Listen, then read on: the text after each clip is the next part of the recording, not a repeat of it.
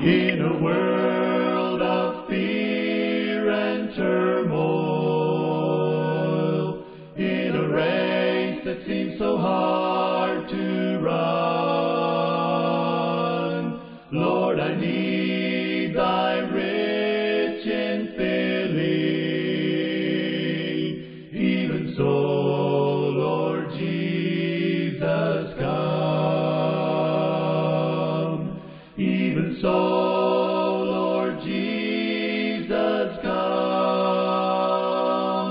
My heart doth long for thee. Though I fail and betray thy trust, Lord, even so, Lord Jesus, come. When my eyes shall span the river, when I gaze into the vast unknown, may I stay with calm assurance. Even now, Lord Jesus, come. Even so, Lord Jesus, come. My heart doth long for thee.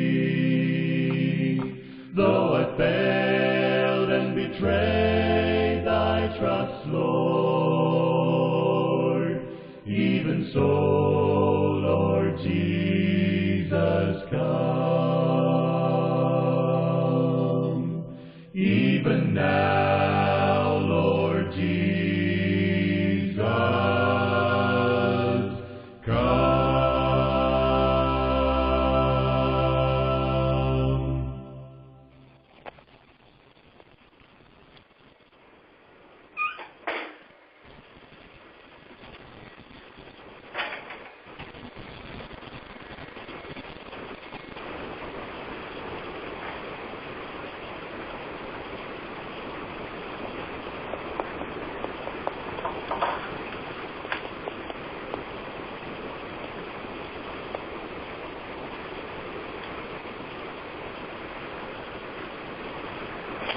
Hello? Hello, I'm Thank here you too. so much for waiting. We finally made it in. And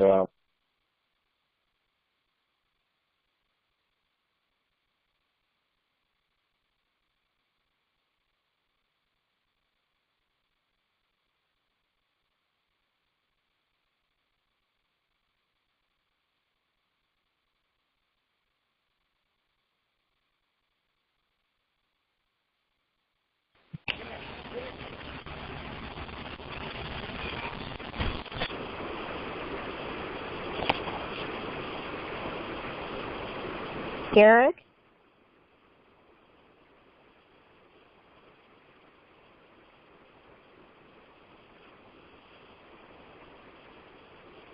Garrick?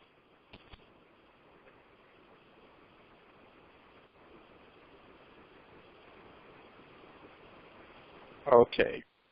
One last thing had to be done, and I was muted. So I was here praying to myself, and I heard someone saying, Garrick, thank you.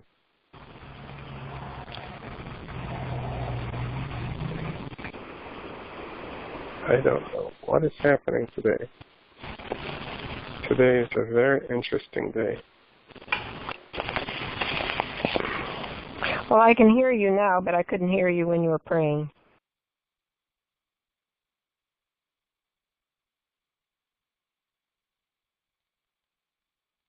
Okay. Again, Father, we're thankful for your goodness and your grace. Please take control of this meeting. Roll back the forces of evil, that your word might go forward with clarity. We recognize that we're living in serious times and the enemy would not be quiet, but will do everything to interpose and to spoil the delivery of your word. So empty me and empty us of ourselves, and fill us with your Spirit, and this place with your divine presence. We thank you in your Son's name, Yeshua, our Redeemer. Amen. Well, that was a lot of work. Happy Sabbath again, everyone. I hope it's a happy Sabbath for you. I'm glad you were able to bear with us with patience, because what we have in store is meat in due season. And we've lost precious 30 minutes that we really need every ounce of. I want to continue in the presentation series, Are You a Protestant? And this is an important question that we each must answer for ourselves to the satisfaction of our own consciences. Am I a Protestant? As you see, the Protestant Reformation that started in the 16th century was only the beginning of a greater process. In fact, it was a continuation of a greater process. We showed that this Protestant Reformation had started way back from the first centuries as the early apostles were passing off the stage. There needed to have been a voice of reform, taking the people back to the fundamental principles, the old landmarks of their faith. And so, at this time, we are going to look into this question. And this part of it is where the testing phase comes in. And I shared this thought with you last time from Christ Triumphant, book by Ellen G. White, page 60. It's also in the series Manuscript 86, written in 1886. It says here, in the near future, we shall understand something of what it is to be tested. There will be laws of the land that will interfere with our obedience to the laws of God. And then the test will come as to whose side we're on the side of God or the side of those who are against God. We want every one of us to be prepared for that which is coming upon our world. You cannot, any one of you, at once jump into the position to stand the test of God. It is by patient continuance in well-doing that you gain the element of character that will enable you to stand the test at last. It is by persevering integrity of soul day by day and by calling upon God that we get strength to stand the test. Now, I read this, and indeed, it's imperative for each one of us to determine within our hearts if we are in this race for the popularity or in it because of our commitment to following the Lamb all the way.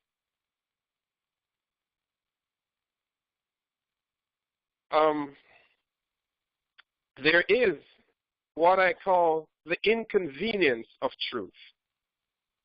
And I will share this adjoining statement from Ellen White's pen again regarding the inconvenience of truth. This is coming from the Great Controversy this time, page 458.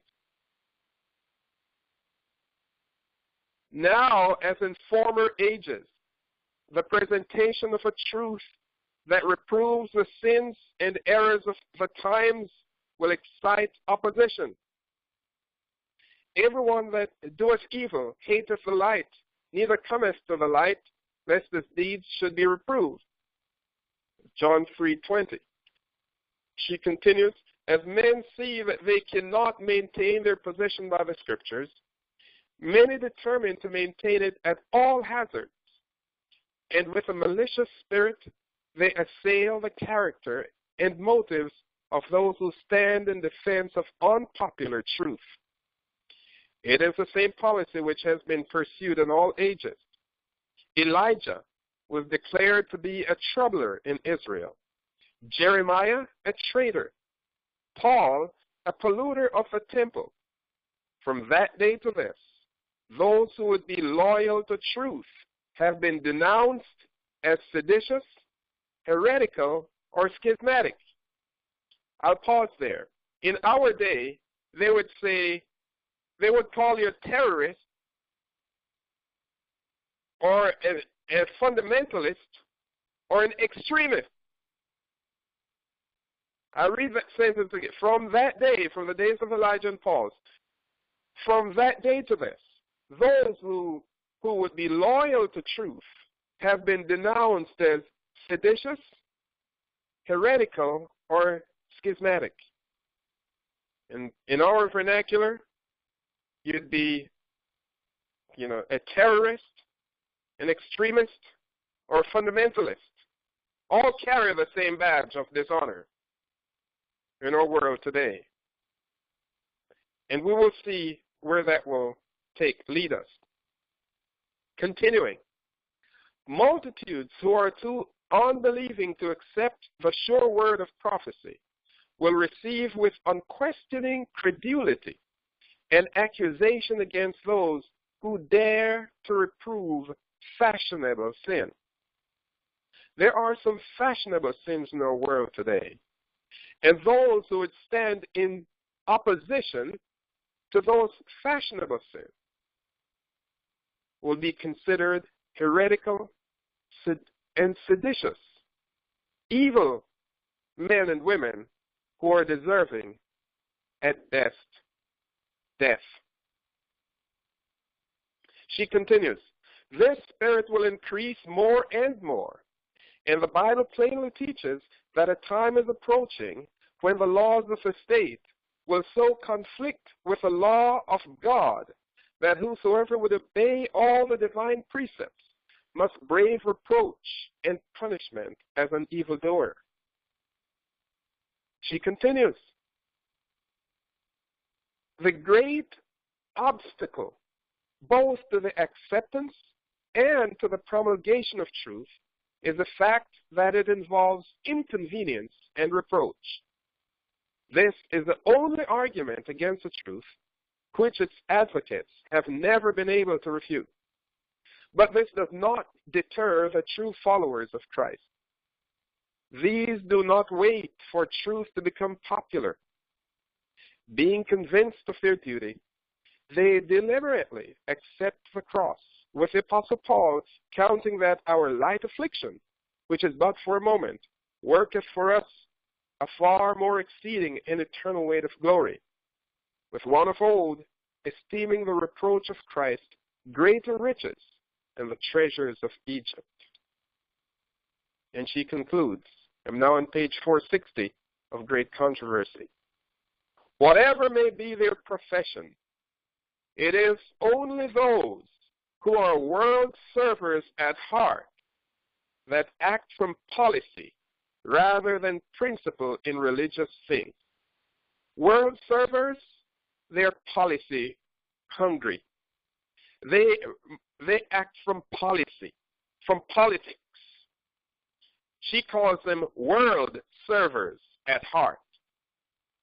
Then she continues, we, the true reformers, we should choose the right because it is right and leave consequences with God. To men of principle, faith, and daring, the world is indebted for its great reforms. By such men, the work of reform for this time must be carried forward. My friends, there's a work of reform that must be carried forward. The baton has transitioned from Luther's hands a long time ago. And even if the Lutheran Church should form an alliance with the papacy, the baton of truth has been taken from their hands a very long time ago. They were just one in the multi-leg relay of salvation that will take us homeward down to the kingdom. Their day has come and passed. It is our time now.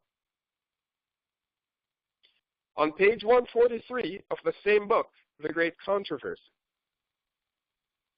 Opposition is the lot of all whom God employs to present truths, specially applicable to their time. There was, past tense, there was a present truth in the days of Luther, a truth at that time of special importance. There is, present tense, there is a present truth for the church today. This is not Luther's message. There is a present truth message for the church, not the world, but for the church today. God has a present truth message for the church today, just like he had a present truth message for the church in Luther's day. It goes on, he who does all things according to the counsel of his will has been pleased to place men under various circumstances and to enjoin upon them duties peculiar to the times in which they live and the conditions under which they are placed. If they would prize the light given them, broader views of truth would be opened before them. So here we're seeing that as we prize the light that has been made available, broader views, deeper vistas of truth will be unveiled to us. And that's why the light becomes brighter and brighter till the perfect day. But she continued, and I have to ask your apology for the string of statements here, but their timeliness cannot be overstated for what is coming. The last reference, the same book, Great Controversy, continuing now to 140, is paragraph 3 of 143. Says here, but truth is no more desired by the majority today than it was by the papists who opposed Luther. Luther had a work in his day, and truth is no more desired by the majority of today than it was by the papists in Luther's day. She says, there is the same disposition to accept the theories and traditions of men instead of the Word of God as in former ages. Those who present the truth for this time should not expect to be received with greater favor than were earlier reformers. I repeat, those who present the truth for this time should not expect to be received with greater favor than were earlier reformers. The great controversy between truth and error, between Christ and Satan, is to increase with intensity to the close of this world's history. Now what powerful combination of statement from this author who closed the book on this writing over a century ago, and how poignant they are, and also assuring they are to us today. And so, I ask the question, how will we stand when we're tested with this inconvenient truth? I want to feature in the first here one who is a non-Seventh-day Adventist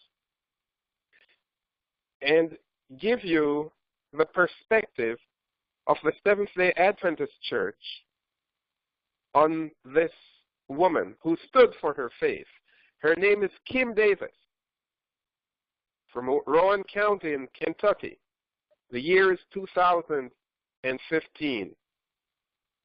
This is before the same gender Supreme Court decision was handed down. And I'm now reading from the Seventh-day Adventist Southern Tidings.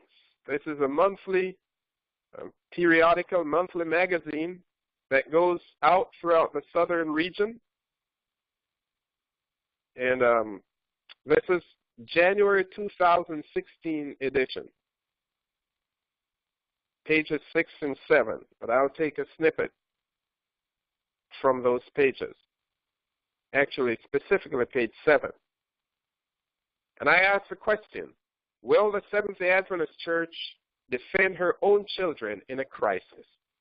When the world comes to a crisis and men are required to act from principle rather than policy, will the world's bastion of religious liberty stand in defense of her children? I can immediately tell you that the answer is no, 1,000 times no. Let me provide the reasons for that. Here's a quotation from the Southern Tiding. Speaking of Mrs. Davis, Kim Davis, the church says, even though the same-sex marriage decision was proper in a secular society, and this is speaking generally of the court decision, here's a Christian church. Let me read it again.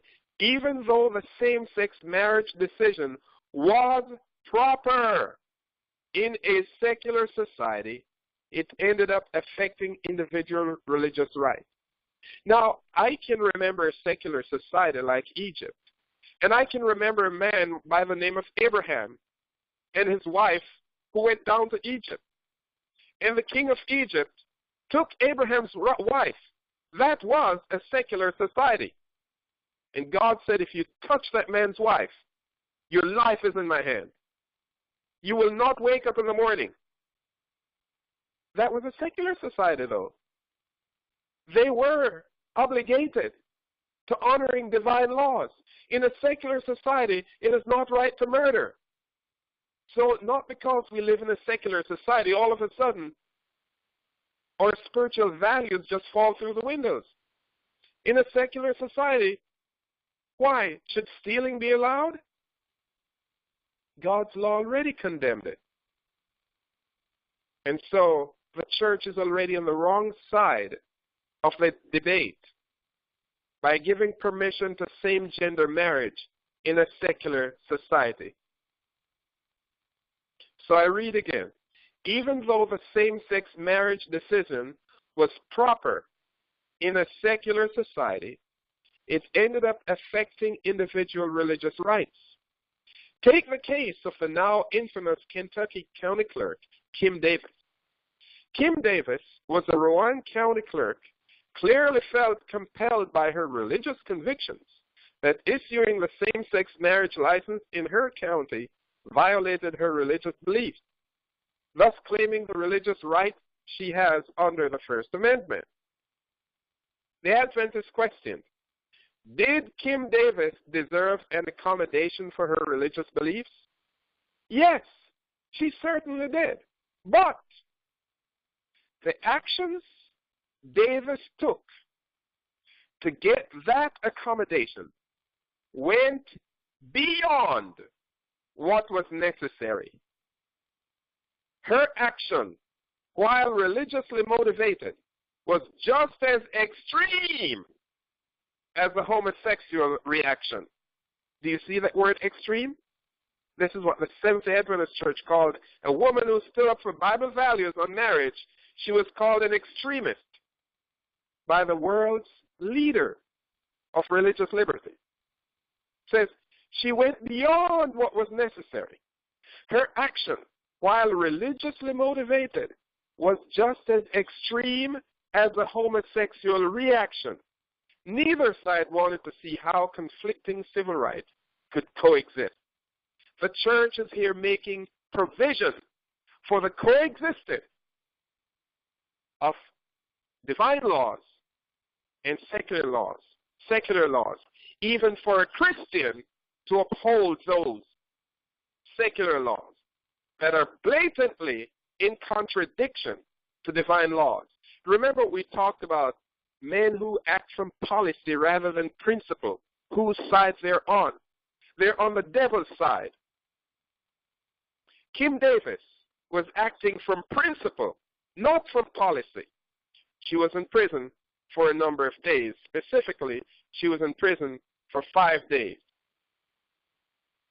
And the church noted that she was extreme. She was an extremist.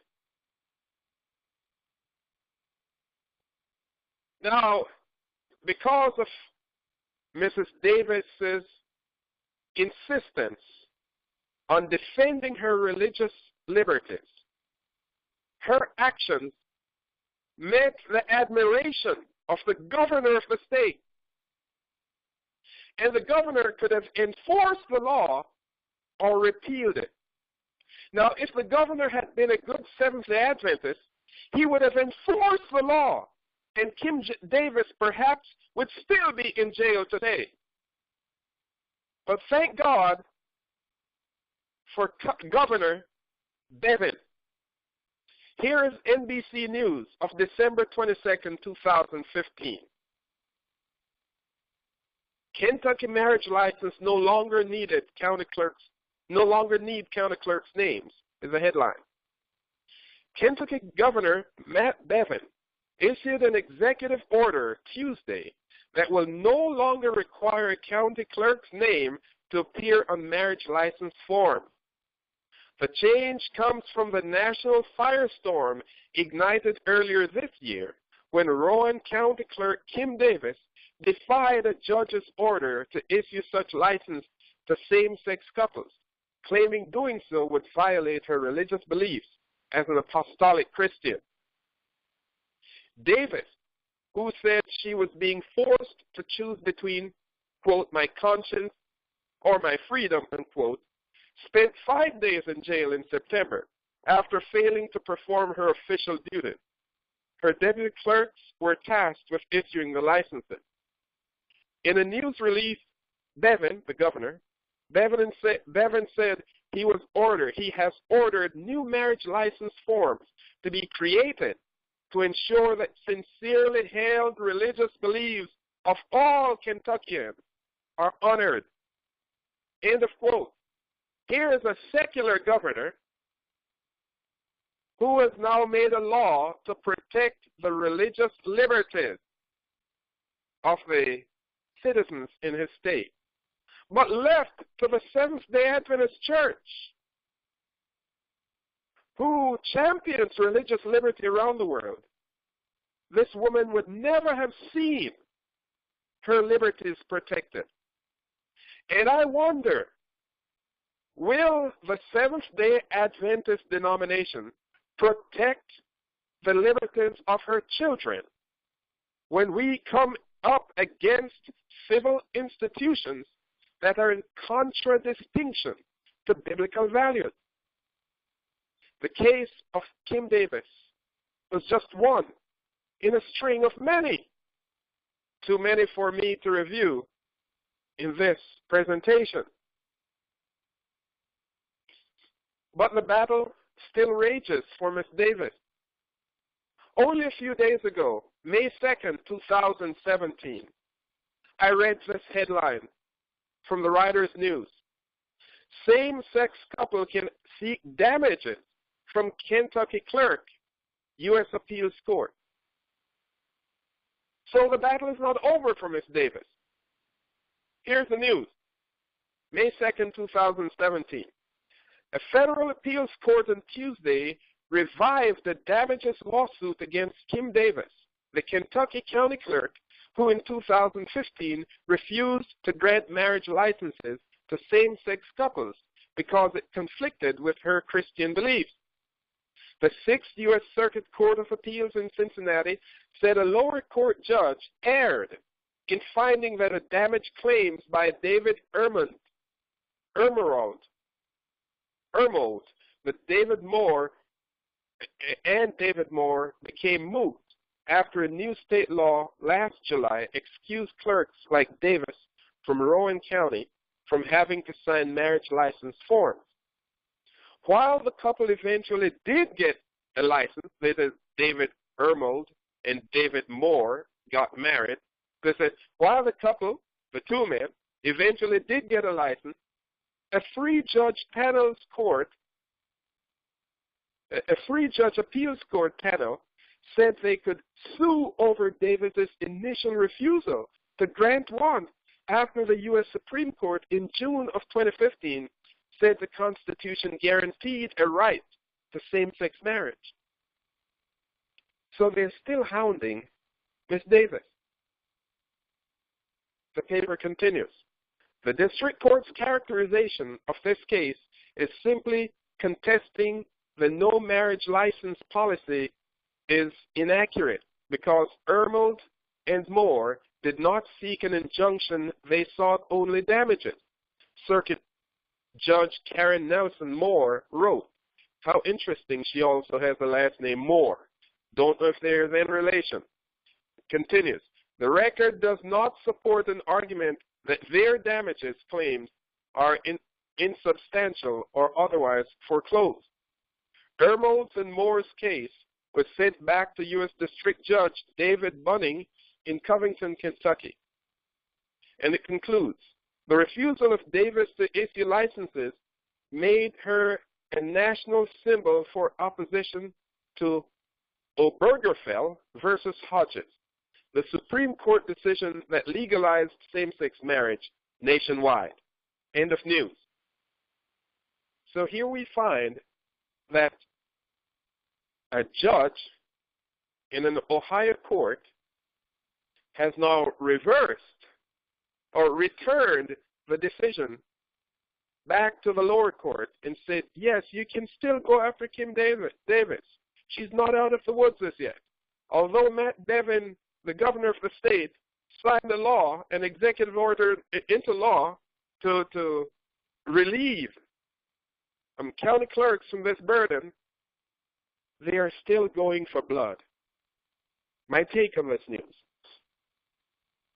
Now you can see the real spirit behind the homosexual agenda. Their hatred here is that they want to destroy Christians and Christianity, period.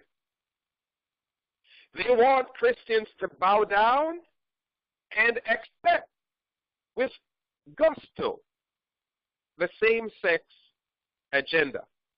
Now, granted, these gays and lesbians and transgenders and others can now legally have their form of marriage, but they are still bruised because they did not humiliate a Christian in the process.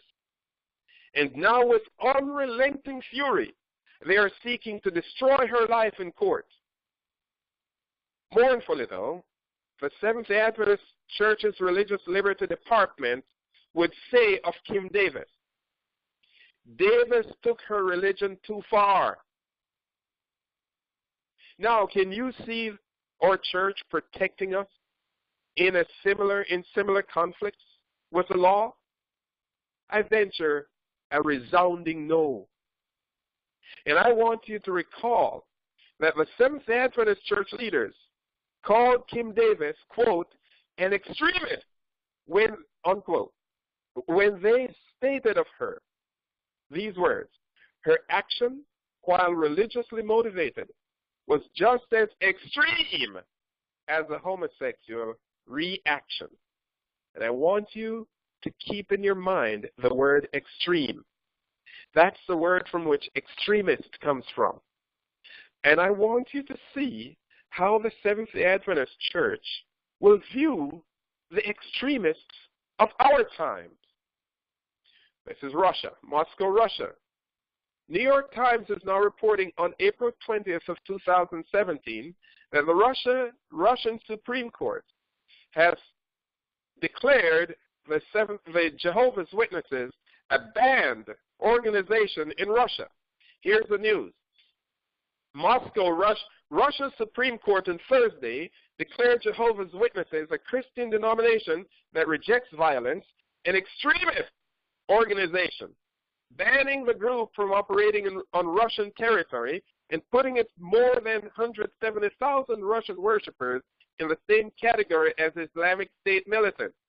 You get the point here. An extremist is tantamount to a terrorist.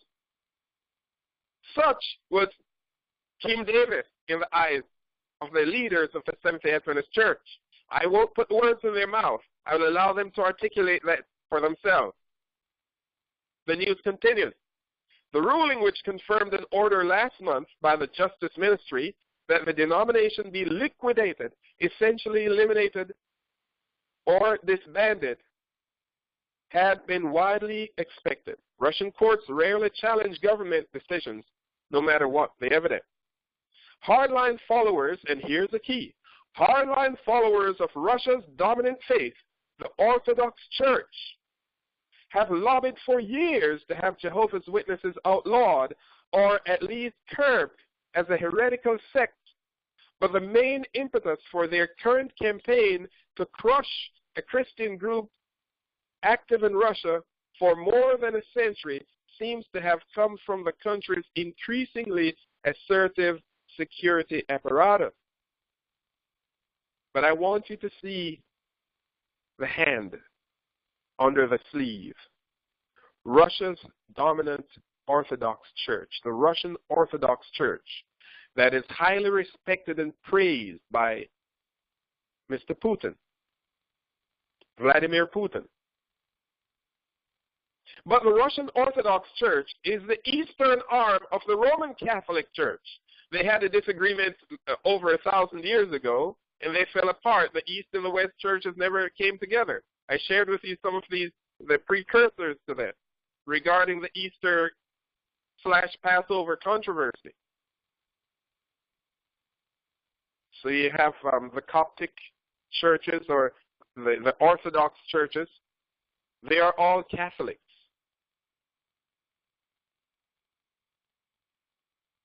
So the paper continues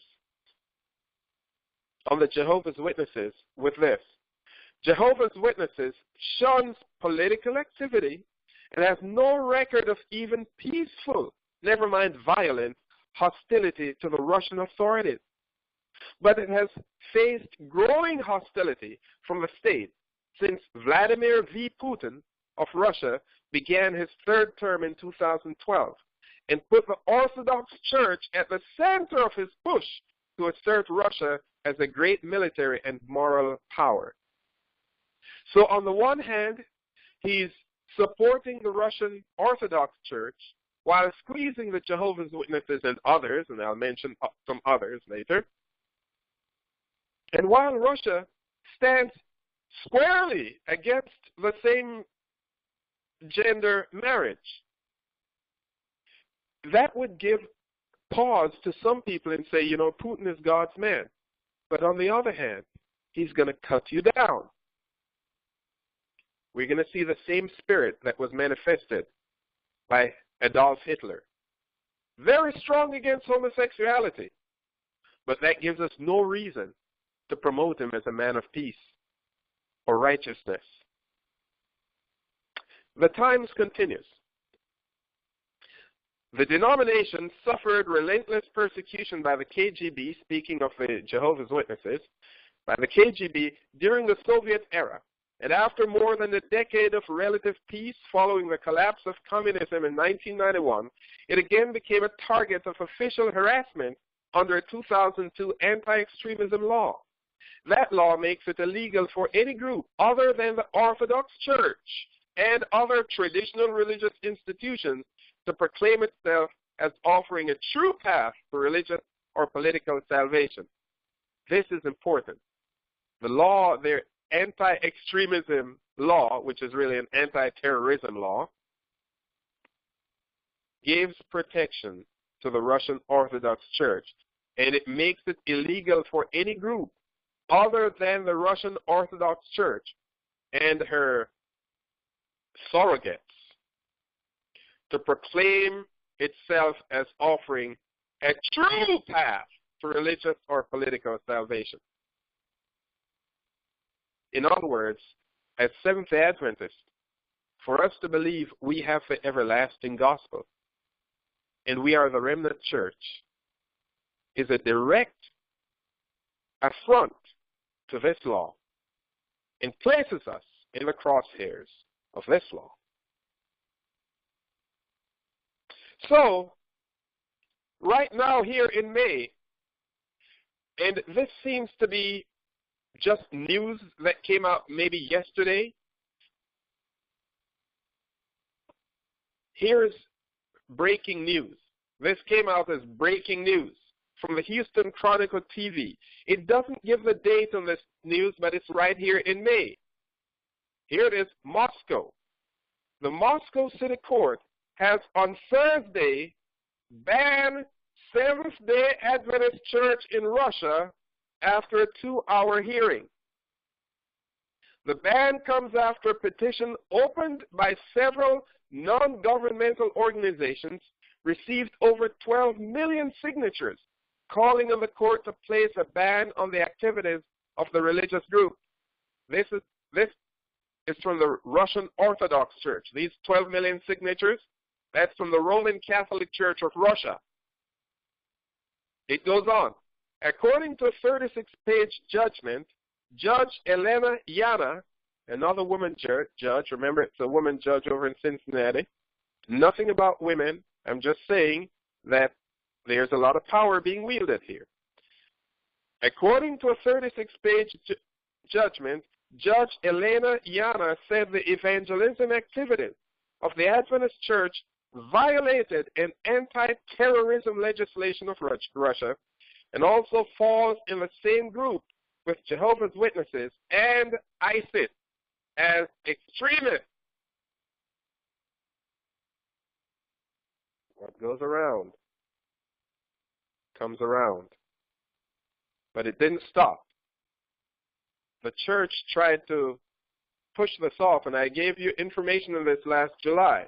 So the paper continues by saying, despite attempts to distance itself from extremism and terrorism, the Adventist Church would have 28 days to seek for an appeal in the Supreme Court.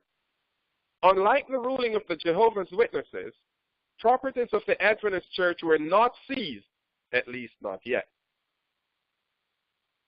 Weeks ago, a ban was placed on Jehovah's Witnesses in Russia for being extremists. End of news. This is a HoustonChronicleTV.com. You can get that there. It is amazing how few outlets are presenting these newscasts. Very few individuals, news media outlets in the West are hosting the newscasts I'm sharing with you. But when this law was first being considered back in July of last year, the Adventist Review went to press. And I'm reading the Adventist Review of July 22nd, 2016. And I want you to see the thinking of the Seventh-day Adventist church leaders. Quote, I'm reading now. The Seventh-day Adventist Church and other Christian denominations in Russia oppose extremism and terrorism. The Adventist Church in Eurasian Division said in an email statement, it goes without saying that it is important and necessary for governments to adopt measures to combat extremism and terrorism. We hope that the application of this law will apply exclusively to terrorist and extremist organizations and those who share their beliefs. The Eurasia Division, which is headquartered in Moscow, earlier appealed to President Vladimir Putin not to sign the law and Russian believers observe the day of prayer and fasting. The legislation sailed through both houses of Russia's parliament late last month, and Putin signed it into law on July 7th. It came into force on July 20th. End of news from the Adventist Review. You can find this on the AdventistReview.org, the website. I hope you noted how carefully the church crafted language to distance itself from terrorism and extremism. And the first sentence is clear. The Seventh-day Adventist Church and other Christian denominations in Russia oppose extremism and terrorism. And then they said, it is good and necessary for governments to adopt measures to combat extremism and terrorism. You see, extremism and terrorism fall in the same bed. They sleep in the same bed. It goes on to say, we hope that when this law is applied, it is only done exclusively to terrorist and extremist organizations. But, as I shared earlier, the American church did consider Kim Davis an extremist. So how would they consider you and others in the church who hold that homosexuality is a sin? Or that women ordination is not after divine order? Or something along the line, Sabbath, we should stand tall in the Sabbath, no matter what. Or any other injunction in God's law that requires to make public profession of faith. I fear that we would not stand well in the light of our church leaders. And so I have here in front of me another article from the Adventist Review. And this was written last year. I didn't write the date down, but it's on AdventistReview.org. And the title of this article is 148 Reasons Not to be a Fundamentalist. You see, a fundamentalist, an extremist, and a terrorist, they all walk the same road. They're all ideologues from the same school. So here's a church in defense of this position. 148 reasons not to be a fundamentalist. In the wake of the Garissa University slaying, where Al-Shabaab, these are Islamic terrorist operatives, the Islamic terror groups, Al-Shabaab terrorists opened fire at a university, killing about 10 Adventist students, along with 138 other students on that campus. Here's the church now. I quote, "A line of thinking within our own church." Did I take it from the start? No, I didn't take it from the start. Here's the start. The Kenyan University tragedy offers a lesson to Adventists about taking fundamentalism too far. It's a news commentary from Adventist Review. And this news commentary was not placed there because it was just commentary. This is an official commentary. This is not somebody who's writing a comment at the bottom, their reaction to the news. This is someone who decided to write an article, and it's a feature article called News Commentary on the events in Africa.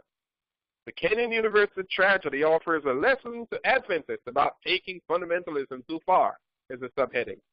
The tragedy at Garissa University College in Kenya shows how fundamentalism can lead to a deed as calamitous as the slaying of 148 people. The perpetrators of last week's attack declared that they sought a return to the old paths of Islam, the fundamentals that they saw as the basics of the religion. So watch the bridge they're making between the Islamic fundamentalists and the Adventist fundamentalists. They continue. A line of thinking within our own church says we also need to return to the old path, our 19th century roots, by embracing the flavor and atmosphere of the period. Its supporters point to the old paths described in Jeremiah 6:16 as supporting their call. Thus saith the Lord, stand on the ways and seek and ask for the old path, where the good way is, and walk in it. Then you will find rest for your souls. These well-intentioned church members say we, the church, we must recover the fundamentals of our faith and frequently quote Jesus' words. But from the beginning it was not so, as in Matthew 19:8. They speak of returning to the old path to justify restrictive and anachronistic behavior that in some cases turns violent. We have 148 reasons to think about what it really means to ask for the old path, where the good way is. End of quote. 148 reasons why we should not go back to the old paths. You will be a fundamentalist. You'll be marked as an extremist, yea, even a terrorist, by their own admission. Seventh-day Adventist world thought leaders. Have you ever heard of a place called Rwanda? Back in the mid-1990s, over 800,000 Tutsis were slaughtered by the Tutsi majority. Now the Seventh-day Adventist Church operated in that region, and they were doing humanitarian work and missionary work. I wonder if the church considered any actions or took any position in that crisis. Here's New York Times of February 20th, 2003. And I titled this, Adventist Leaders in the Rwandan Massacre. Here's the news. A Protestant clergyman and his son, a physician, were convicted yesterday of genocide and sentenced to prison by the United Nations Tribunal dealing with the Rwandan killing frenzy of 1994, in which members of Hutu gangs killed an estimated 800,000 minority Tutsi and moderate Hutu over 3 months. To kill 800,000 people in a period of 3 months, that is an inexorable amount of bloodletting, you know. This exceeds what Hitler did in nearly 6 years. Hitler got 6 million in 6 years. They got nearly 1 million in 90 days. It goes on. The New York Times here. The Reverend Elizaphan Natkurtimana, 78, the former head of the Seventh-day Adventist Church in Western Rwanda, was sentenced to 10 years in prison for aiding and abetting genocide. His son, Dr. Gerald Natkurtimana, 45, who worked at the church's hospital, received a total sentence of 25 years for the same charges and for shooting 2 people to death. This is a United Nations tribunal calling the leadership of the Seventh-day Adventist Church in Rwanda into judgment because their hands were blooded by the deaths of over 800,000 human beings.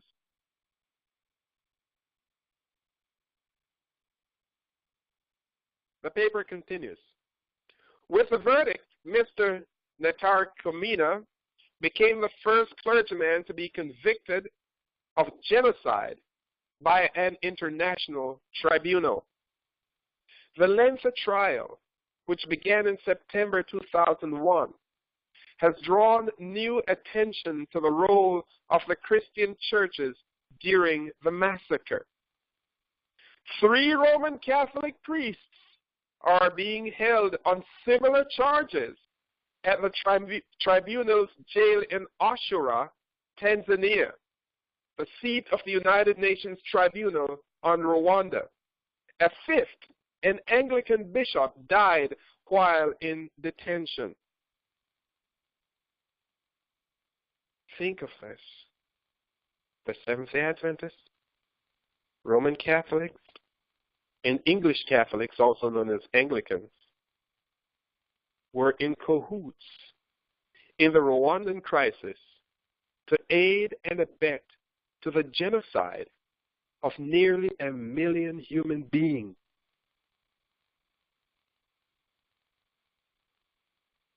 Where will your church stand in your defense, in the defense of your religious liberties, when you and I are brought in the crosshairs of the law? I know you can answer that question. And while you're contemplating the answer, I want you to see how lavishly the Seventh-day Adventist Church helped Adolf Hitler during World War II to liquidate the Jewish people, even members of the Seventh-day Adventist Church, were turned over to the liquidators, the Nazis. Their religious liberties were never protected by the church that baptized them. Here in 1939, when the Auschwitz concentration camps and their gas chambers were running at full throttle, in a morning watch of December 1939, here's how the Seventh-day Adventist Church described Lord Hitler. And I put Lord in quotes because you'd have thought they were speaking of someone next to Jesus Christ when they described Hitler. But let me set the foundation. Hitler had been destroying human lives for a long while, and our church knew it. From 1937, he started his rampage in Eastern Europe. His carnage, I should say, in Eastern Europe. And in the morning watch, in an effort to desensitize the global church regarding the villainous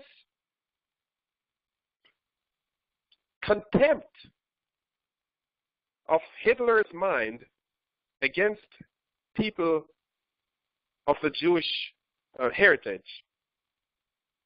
they looked for some olive branch in Mr. Hitler and lauded praise upon him. I gave you the example earlier of Putin, Vladimir Putin, who stridently opposes homosexuality. But your religious liberties are not free, not safe in his country. So to keep one part of the law and destroy the other part is of no value. So Hitler was a good Catholic and also a good vegetarian. He cannot be blinded because he's a vegan or a vegetarian that makes him a righteous person. The homosexuals, they're practicing health laws now. Many of them are going vegan. And so what should we do as Seventh-day Adventists who promote the health message? We can't join their party. But I know some in our church who joined that party. So let me read now from the Morning Watch. Trust in his people has given the Fourier, that's the name that Hitler made. It's an equivalent of the general council, not general council, but Angela Merkel, she's the head of the Russian government. And the term they used back then in the 30s was Fourier, or Fourier. Trust in his people has given the Fourier, the supreme leader of Germany, the strength to carry through the fight for freedom and honor of Germany. The unshakable faith of Adolf Hitler allowed him to do great deeds, which decorate him today before the whole world. Selflessly and faithfully, he has struggled for his people. Courageously and proudly, he has defended the honor of his nation. In Christian humility, at important times when he could celebrate with his people, he gave God in heaven the honor and recognized his dependence upon God's blessing. This humility has made him, Hitler, made him great. And this greatness was a source of blessing from which he always gave his people. Only very few statesmen stand so brilliantly in the sun of a blessed life and are so praised by their own people as our Fourier, as Adolf Hitler. The church paper goes on. He has sacrificed much in the years of his struggle and has thought little about himself in the difficult work for his people. We compare the unnumbered words which he has issued to the people from a warm heart with seeds which have ripened and now carry wonderful fruit. End of quote. This is a Morning Watch from the Seventh-day Adventist Church. It would take about 40 or more years later, a little over 50 years, and the church would apologize for its bloodied hands in assisting, aiding, and abetting to the massacre of over 6 million Jews. I'm reading now from the Adventist News Network, Adventist.org. It's from our own words. I'm not reading from somebody else's testimony. You can go to news.adventist.org and gather this information. This was published on August 15th, 2005. 8/15/2005. Here's a church. Noting the 60th anniversary of the end of World War II, Seventh-day Adventist leaders in Germany and Austria have released a declaration saying they deeply regret any participation in or support of Nazi activities during the war. The church bodies honestly confess a failure in following our Lord by not protecting Jews and others from that era's genocide, widely known as the Holocaust.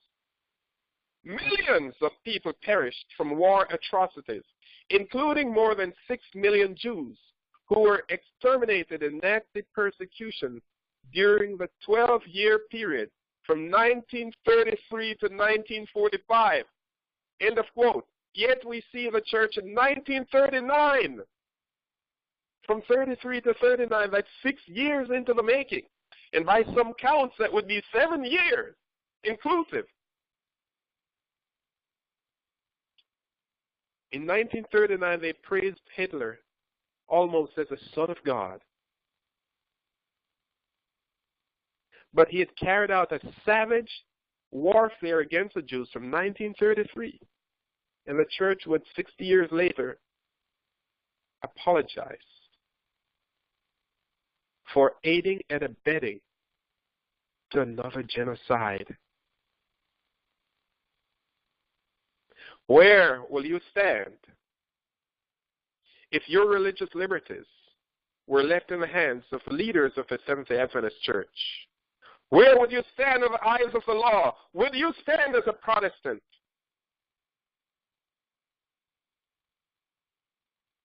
Now the Roman Catholic Church, as in the Rwandan crisis, the Seventh-day Adventists seem not to go it alone. They have their friends, the Catholics, who join with them. And so the Catholics also apologized for their bloodied hands in the Nazis' plot and extermination of so many human beings. Here's New York Times, November 30th, 1997. More than any other pope in history, Pope John Paul II, leader of the world's almost 1 billion Roman Catholics, has asked forgiveness for the sins, crimes, and errors committed in the name of his faith. He has apologized for the persecution of Protestants, for the crimes of the Crusaders. He has asked forgiveness for the abuses of Europe's colonial-era proselytizing around the world. He has voiced regret at the Church's repression of Galileo and condemned its silence regarding Italy's own murderous mafia. But with only 2 years to go before Christianity closes the books on its first 2,000 years, the Pope has yet to ask forgiveness of the Jews for the violence they have suffered over the centuries at the hands of the Church, its followers, and in some cases, its leaders. Most particularly, he has yet to make a reckoning of what many have condemned as the silence of the Vatican during the systematic slaughter of Europe's Jews by the Nazis during World War II. And the paper went on finally to show the Catholics apologized. You can check it out, NewYorkTimes.com. Title is Roman Catholics Apologize for World War II.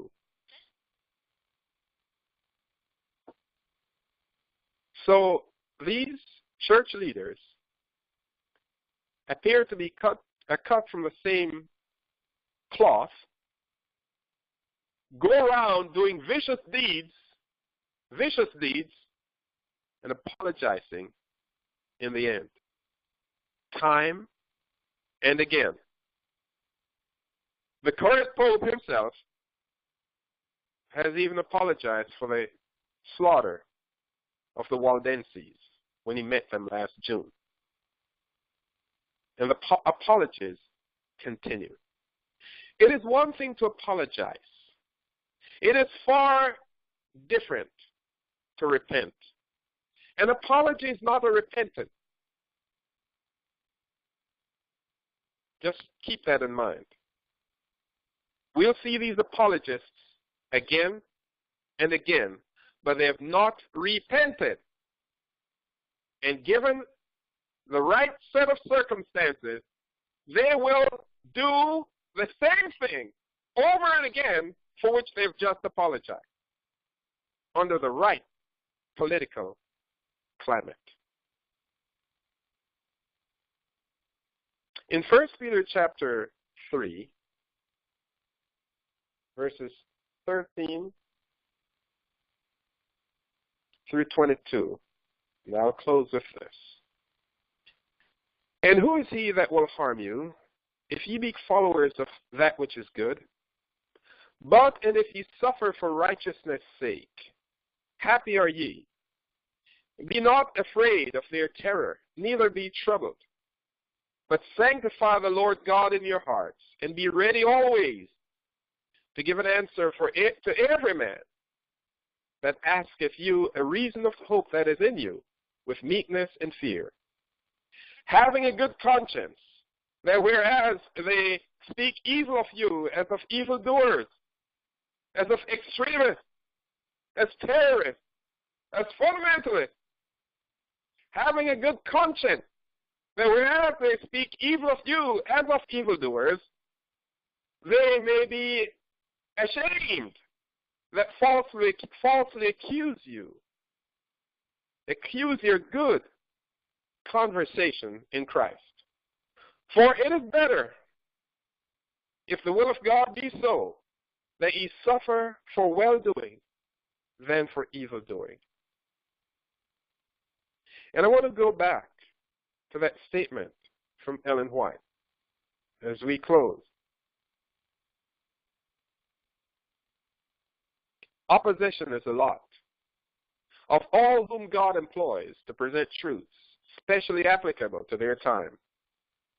There was a present truth in the days of Luther, a truth at that time of special importance. There is a present truth for the church today. But truth is no more desired by the majority today than it was by the papists who opposed Luther. There is the same disposition to accept the theories and traditions of men instead of the Word of God as in former ages. Those who present the truth for this time should not expect to be received with greater favor than were earlier reformers. The great controversy between truth and error, between Christ and Satan, is to increase in its intensity to the close of this world's history. May God give us the courage to stand, and having done all, to stand, that we might follow the Lamb whithersoever he goeth. Our Father, we thank you for the time we've spent looking into your word, for your love and your grace, and for the clarity of the times in which we live, that we can see the oncoming train, and you've prepared us to brace for it. We know how the race ends. We ask that you help us to be faithful, to be persevering to that end. And whether we live or die, that we might receive the crown of life that awaits all saints. So give us consciences of steel, that we will not bend, even if our God does not choose to spare us from the butcher's knives or the bullet or the bombs, that we might receive the crown of life because we will stand for the right, not because it is popular, but because it is the right thing to do. Bless us as we continue in holy time and guide us through the remainder of this Sabbath, the remainder of this journey. We thank you. In the name of your Son, Yeshua, or Redeemer. Amen.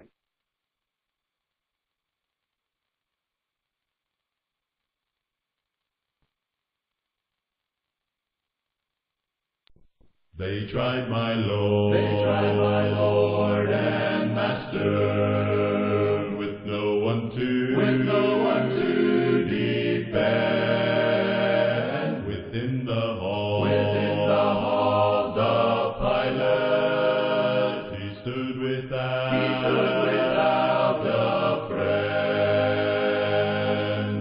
I'll be a friend to Jesus. For him I'll stand. I'll be a friend to Jesus until my years shall end. The world may turn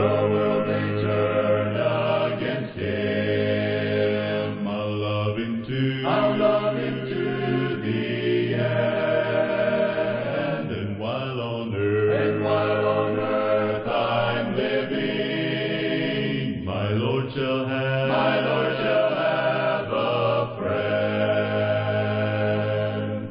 I'll be a friend to Jesus.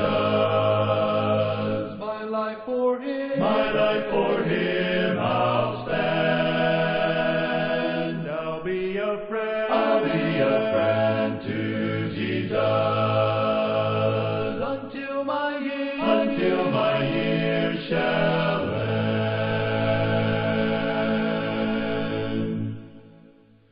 To all who need a Savior, my friend I recommend, because he brought salvation, is why I am his friend.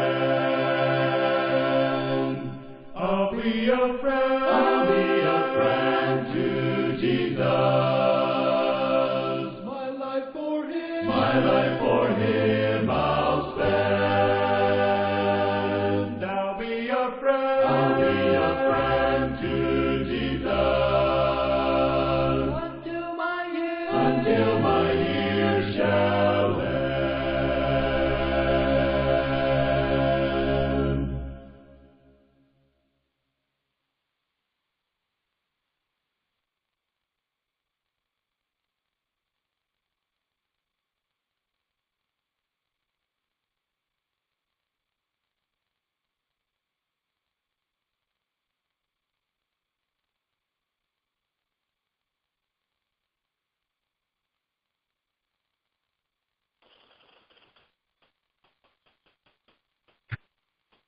Okay, my line was muted, so if you would mute your lines as we unmute the phones, I'd appreciate it, so we can have a good conversation.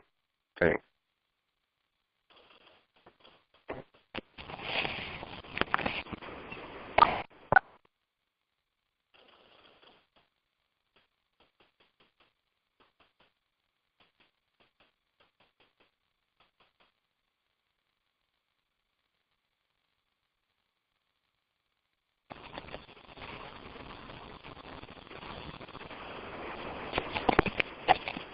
Brother Garrick? Go ahead.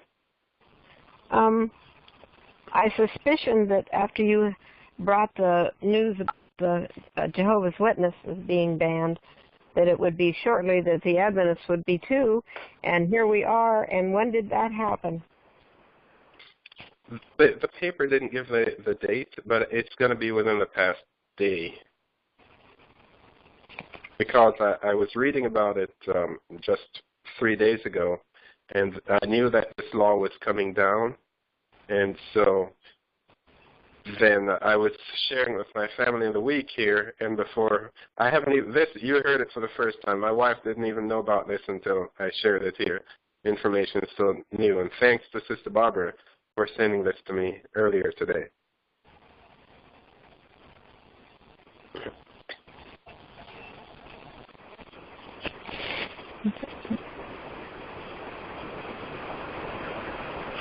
So they haven't confiscated their properties and stuff yet, huh? Right.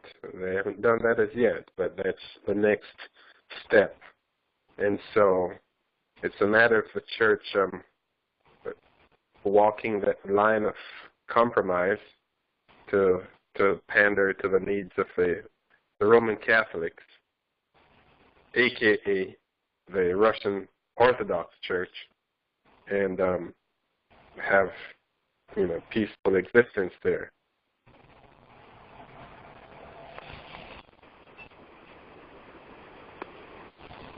I have absolutely zero confidence in the position of the church that it will stand on the moral high ground of God's law.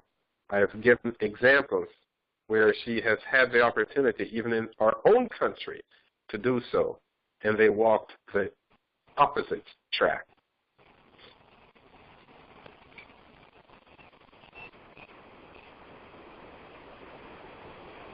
Those of you who are familiar with the Seventh-day Adventist Reformed Church, the reason why the Reformed Church is so embittered by the Seventh-day Adventist Church, or is so embittered against the Seventh-day Adventist Church, is not because they have doctrines that are so different. That church was formed in Germany. They saw firsthand how the Adventists operated in World Wars I and II, and how they destroyed human lives in the name of Christianity, in order to take a politically, to stand on a winning political team, or the apparently winning political team. And so if you talk to or you go to any website, the website of the Reformed Church, their big gripe is how our young men were used in the war to kill so many.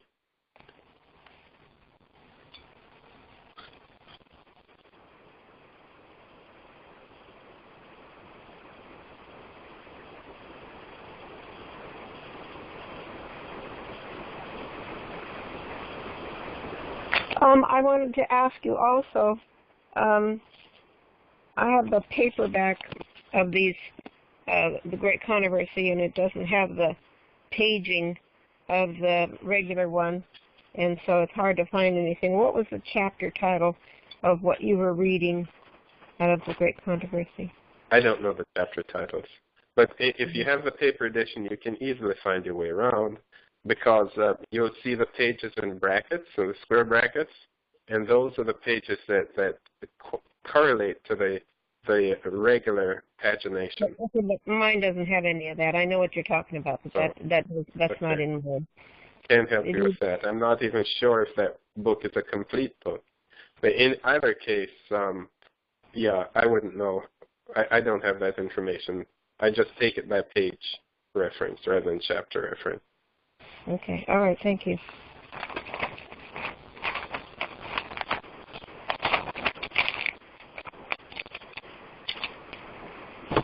Well, I agree with you. I think that Ellen White says that there's more to fear from within than without, and that surely is the truth. Yeah.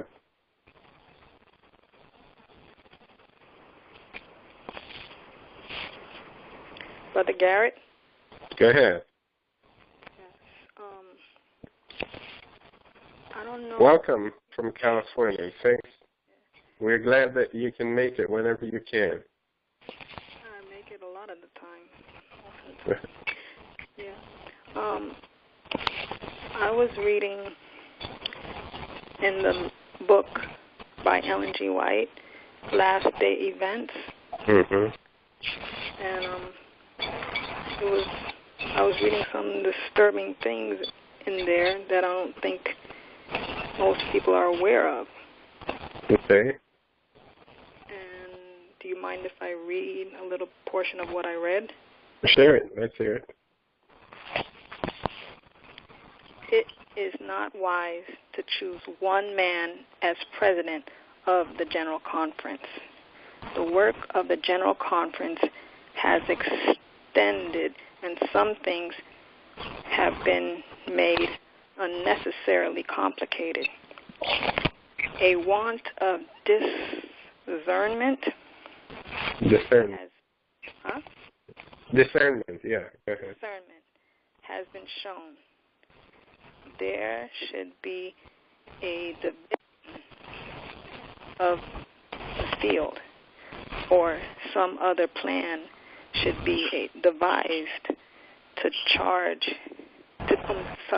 change the present order of things. This is from Testimony of the Ministers, page 345 of year 1896. And then it goes on. The voice from Battle Creek, which have been regarded as authority in counseling how the work should be done, is no longer the voice of God. That was very interesting to me. And that's from 17 of Manuscript Releases, page 185 of 1896. Yeah, I just wanted to read that. Thank you very much. And this idea for one-man show, God never set up that order, You'll see when Christ left the disciples, he didn't leave one man. He didn't leave a Peter or Paul or James or John in charge of a church. He gathered 12 apostles. And so there are groups who like to have the idea of one man, a porter of sorts, leading their organization. God is not in that type of system. It has never been his work to operate in that way. And so we, especially in the Christian era, you will see, for example, when Moses couldn't carry the burden by himself. The Lord established a government of 70 elders, Sanhedrin. And so he doesn't leave the church in the hands of one man. And so that's the spirit of the papacy. That's why the system of the kings in Israel. God never introduced the office of kings to have this top gun in his church. No, he never introduced that. All he had were judges and other rulers, rulers over 10s and 50s and so on. They didn't have one supreme leader. And that is something that we see that when we talked about the Nicolaitans in Revelation chapter 2, that is the people who bear the ascendancy, Nicael, the ruler of the Latines, the laity, the rulers of the laity. This is where the bishopric and the ascendance of the stairwell of leadership came in. We call it our hierarchical system of leadership. God never inspired that. That's from the Nicolaitans. And Christ said he hates the deeds of the Nicolaitans. Yeah, yes, go ahead. I was watching a study there by Dr. Veit, and September this year, Rome and the Lutherans will be joining together as one body. And so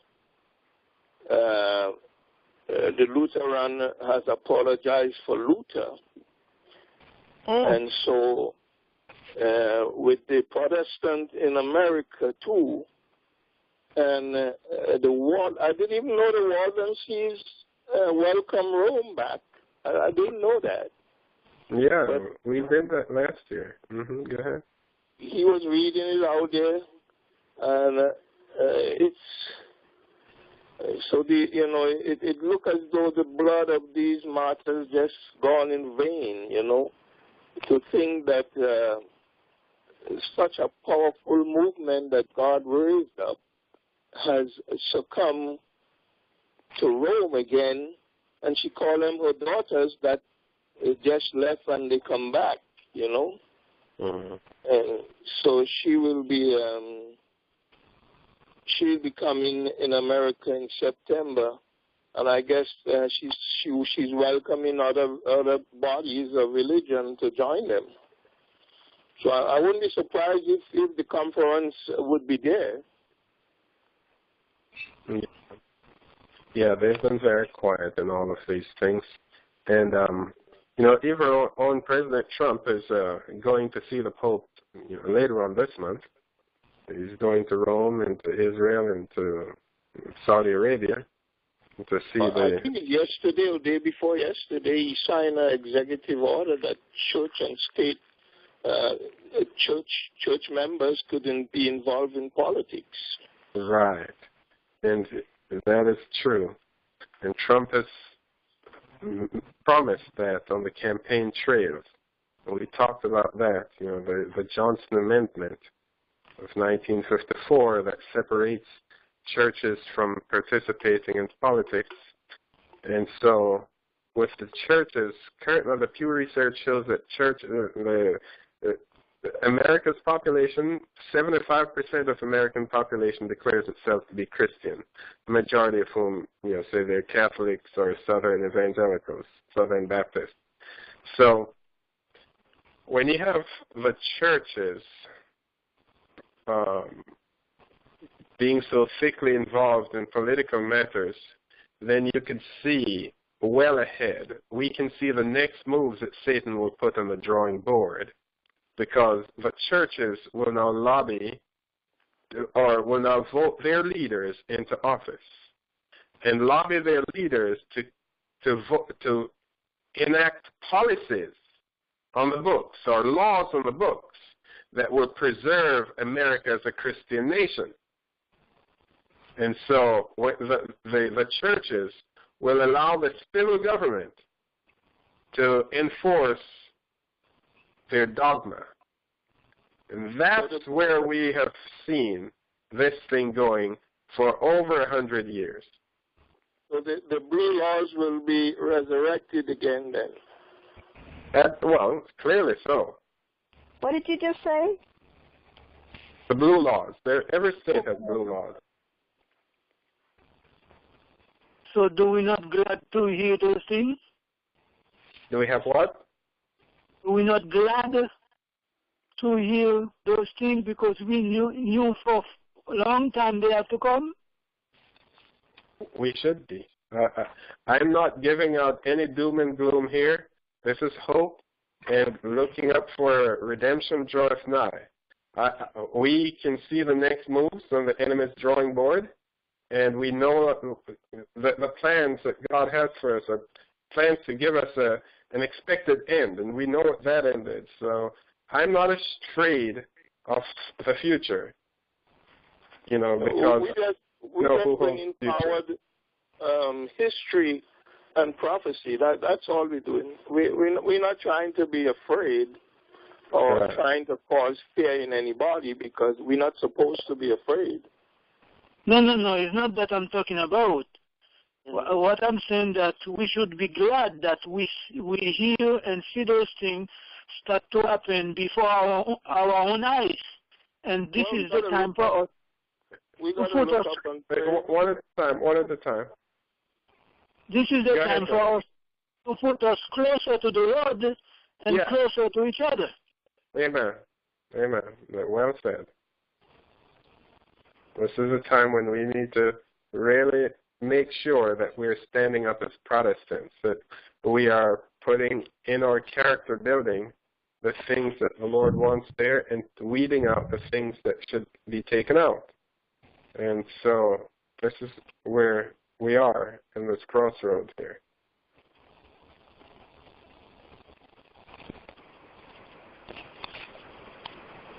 So Christ himself said, when you see these things, don't be disheartened, but lift up your heads, because your redemption draws nigh. So we're indeed thrilled. I am personally thrilled. And so that is why I entitled this series, Are You a Protestant? It is to ask of us how committed we are to this journey. And we are seeing gleams of the golden morning bursting through this night of gloom. We're seeing that right now. Okay, you guys ever heard or know anything about 1, 2, 3, 4, 5 big granite stones that this guy laid down in I wonder if it's in Georgia or let me see if I get the paper with the name of it there.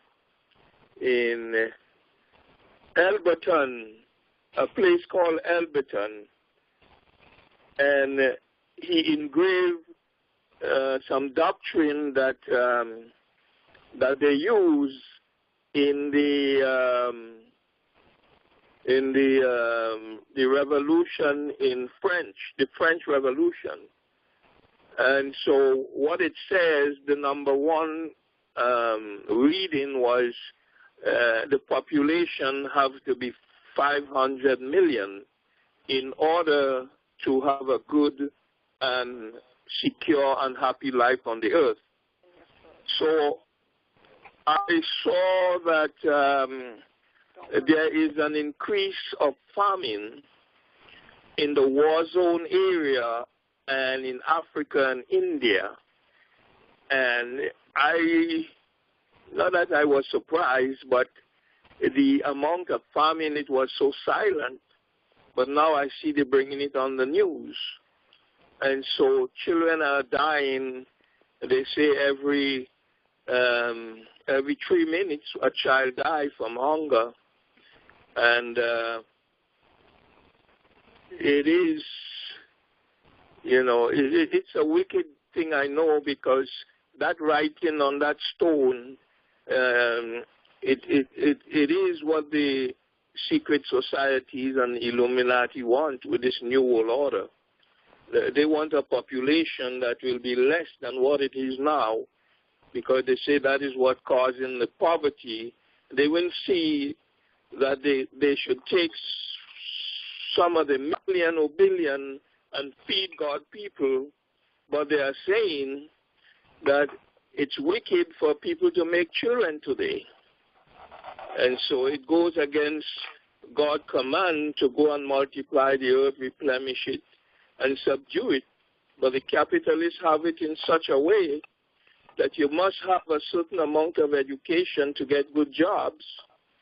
And then they bring poverty in certain area by removing businesses, and that whole area is full of drugs and killing. So it is well planned. These things don't happen by guess or anything. These things are well planned, all the violence and the drugs in certain states. So, you're seeing how the agenda is moving forward, and it's really wickedness. So that's why the Bible said when we reach the last time, we will live in a perilous time. Oh, yeah. So that's our time.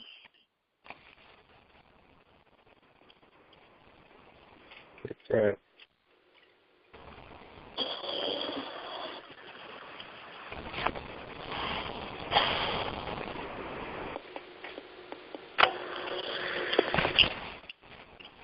Even with the insurance companies, when they're going to remove the Obamacare, I don't know if it would pass in the upper house, but if it does, they estimate how many million people will die per year because of lack of medication and unwilling to see a doctor, because they put the price so high now that it's not even competitive.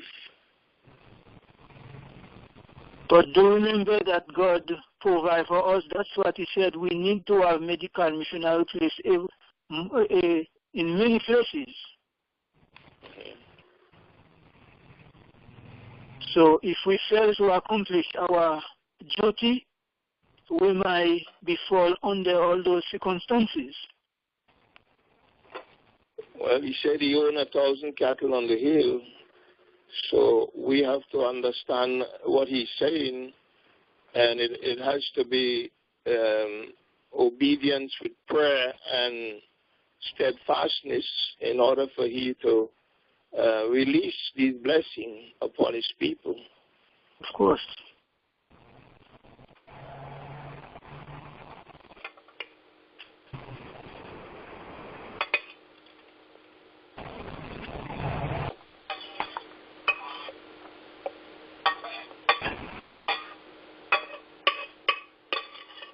Anyone else? I'm just wondering, Myron, you were saying on the TV it was talking about how even though they're removing Obamacare and everybody has high hopes that the new plans will be better, I'm under the impression, and I've heard this on the radio myself, that the new program is in favor of the rich and not in favor of the poor, and that the new program will be worse for the poor people. You know, the rich get richer and the poor get poorer.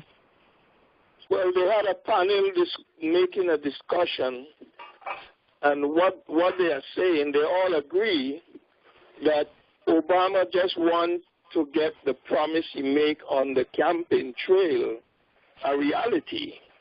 Because it is too soon. It is too soon to go over all these things and bring about a plan that's supposed to be better than the one Obama had. I agree. Hello. You can't put back in place what was there that has been destroyed. So all this care that they're talking about, no matter who bring it, those are the things most likely who kill more people. Because when the people are sick, they said that they have care and go to the hospital. What they give them? Drug, chemotherapy, all kinds of things that wrong to the body. Those are not care for truth. Even though they have access to go to the hospital, but the hospital is the one who kill them even more faster. You were listening to I agree with you, brother, but as Adventists, do we have surgeons that could fix back a collapsed lungs? Do we have surgeons to see about heart? I mean, the video using God ties to do some all kind of foolishness, and we have not even have a health center that our people could go to, and some of the groups have so many money that they're wasting it rather than making sure that the essential basic institution are set up. Loma Linda and all of them, they give out the property to the Gentiles. So we can't even refer to them anymore. Well, what you say, it is truth. But do remember, we have a truth that God gives us so that we can follow His requirement. So God said if we obey Him and we practice His commitment and do the thing that He tells us, He will bless us in cure the disease by apply a natural remedy that He put out to us. So when we look at this guy, we're talking about Adventists, we should have even closed our eyes on them. And we still fighting among ourselves. We still not wake up yet. And while the dark is raging upon us. I am all for natural remedies. Don't get me wrong. But the natural remedies fix a collapsed lungs or remove plaque that build up for years on the arteries. Yeah, there's emergency medicine. Go ahead, I'm sorry. We're supposed to be living healthy. Now, if we live healthy, these things would not happen to us. Well, I'm not referring to the collapsed lungs because they say it's a bubble. Everybody has it, but the bubble bursts, and they have to puncture a hole in you in order to let out that air that is building up there, and of course liquid, because it will be bleeding inside. So when they make the incision, so there is certain operation that need, and we have Adventist doctors that qualify in these fields, but they get so accustomed with worldly living that I don't think not one of them will perform a free operation. Even though we have Christian doctors, some of them, they cannot pass through the thing that they will offer, because when they go to the school and they have to have a grant or so whatever in order to pay their school, they spend so much money, and before they graduate, they have to make a covenant with the school or whatever to take a vote on the oak that they cannot go against the medicine that is there.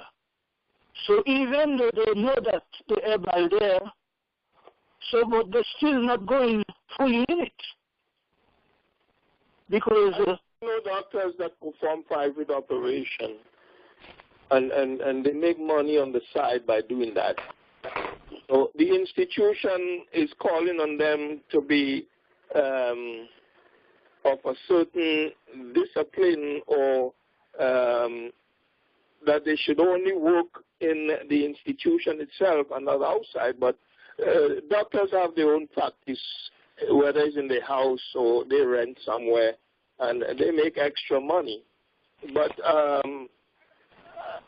they eventually pay off for the money that they use to be qualified. And they got the house and the cars and they go on holidays, and they are well off.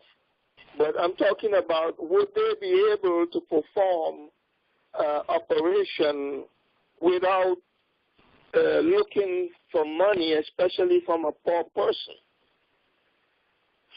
That's the most problem, that God wants to take the world out of us, because the world take money as their God, and even us follow them as well, because we cannot realize the time in which we live, that God wants us to sacrifice our lives for one another. That's what it tells us, to love one another as we love ourselves. And most of us try to hold on to the thing that we have, and don't want, and as we want to have the experience of the other room, we have to accept to come in ourselves, just like the disciples when they came to themselves. They realized the way they discussed on themselves, they cannot fulfill the mission. They let go, they let the Spirit take control. And they became converts, and freely they record tell us whatever they had, they share it with each other. And it's not only in the spirituality, but in the material as well. And when they give their life to the Lord together, then the Spirit comes. So today, it will not less than what it happened yesterday. So if we still try to hold on to our property, our whatever we had, we don't want to come together. It will be a time God has to pass us by, just like He passed the Pharisees and Sadducees who were against Him.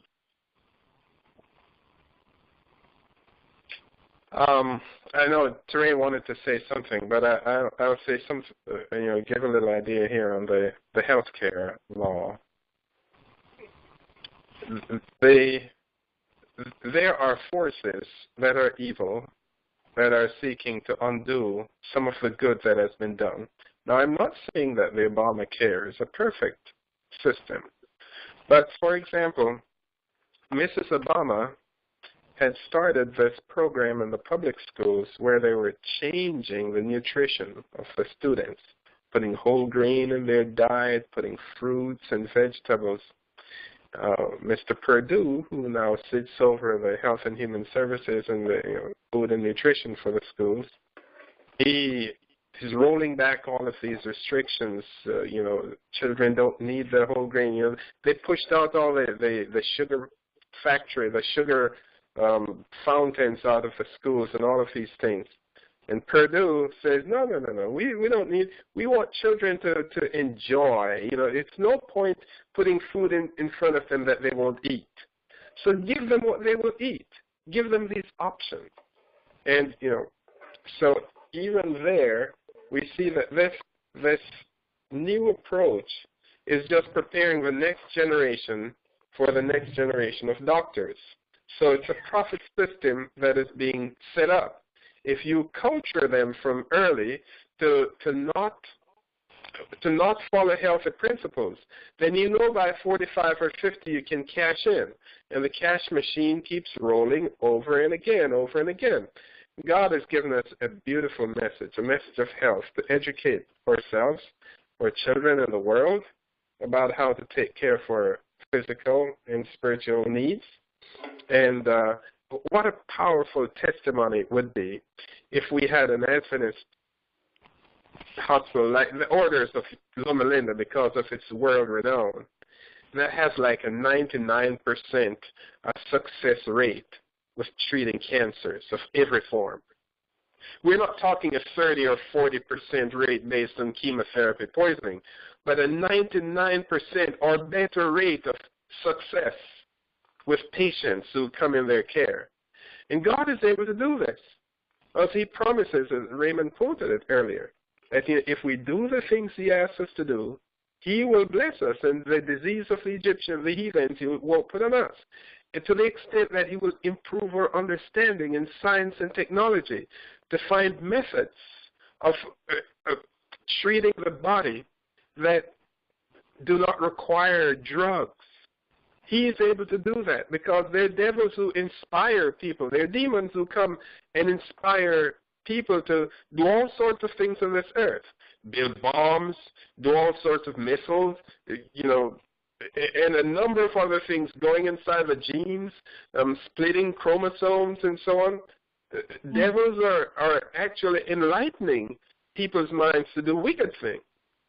And you're mixing, humans with other animals. The devils are doing this. And God can inspire us in such a way to be just so clear in how the human body works and how to put it back in order. Now, at the same time, and Myron made this important point, what if you have a collapsed lung or something like that? Then that's emergency medicine. So we're talking about emergency care, but that would be few and far between. If you're going to take out a heart or a lung or something, totally different from just maintaining good health and educating the next generation and the next generation. And so a heart transplant surgery would be one of the rare things. It's like, in the abortion world, it's always the case. What if the woman is pregnant? Well, the number of pregnancies that are aborted based on rape is so minuscule, but people use that as an overarching reason why there should be, abortion on demand. And so these abortions are not satisfying the needs of rape victims, but just pleasure seekers. And the same thing is true. If they were offered in that way, it would be such a small number. The same thing would be true in heart disease and other, pulmonary or, gastrointestinal diseases. If we had a better lifestyle, a healthier living culture, then the necessities for these would fall off so rapidly that whereas every little block you go in, every little town has a heart surgery center, that would be so rare. It's like treating Ebola virus. I mean, how many Ebola virus treatment centers are there? It's not something that is known. It's not known over here, so you don't need a treatment center. The same thing. We have all of these big hotels/hospitals because of the type of diseases that are, nurtured among us based on following a wrong dietary and lifestyle pattern. And so when we follow the standard, and I gave the example, it's a hard thing to find an Ebola treatment center in America, because Ebola is not known around here. And it would be the equivalent of the same. Where's the next center that I can get my lung cut out? Oh, we don't have lung diseases here, so we don't specialize in that. But then, if it is something that is needed, this is where emergency medicine comes in. You break an ankle, you fracture something, or got hurt in some other way, then emergency medicine can take care of these needs. But I want Teray, because he was pipelined in earlier. So go ahead, Teray. Okay, so I'll speak first about the current topic, which is dealing with health. And I come across a lot of people in the school system who want to know more about health and who try to do something about their health, but it's amazing how many people want to address health through superfoods and magic remedies, and they would rather put a few drops of something under their tongue or even inject something than to change their lifestyle to be in agreement with a healthy lifestyle. So even God's foods, all of his medicines he's given us to have in a fuller and complete diet. They want to have blueberries that can be injected, or they'd rather turn everything into a goop or soup or a smoothie. And I don't think there's anything wrong with smoothies and juices, but they want to have all the pork, all the shrimp, all the fried, all the greasy, and then make up for it with some type of superfood remedy. One particular person I dealt with this week in a meeting, she just said to all the teachers, "Oh, who can help me with this acne on my face? I can't believe I'm this age and I still have this acne and it's getting worse." And the students are mocking me, saying, "Can we make a smiley face with your pimple?" And she said, "I've tried everything."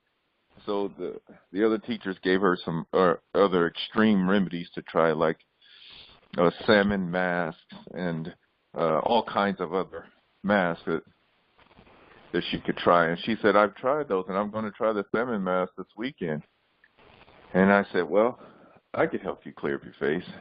"Oh, really? How?"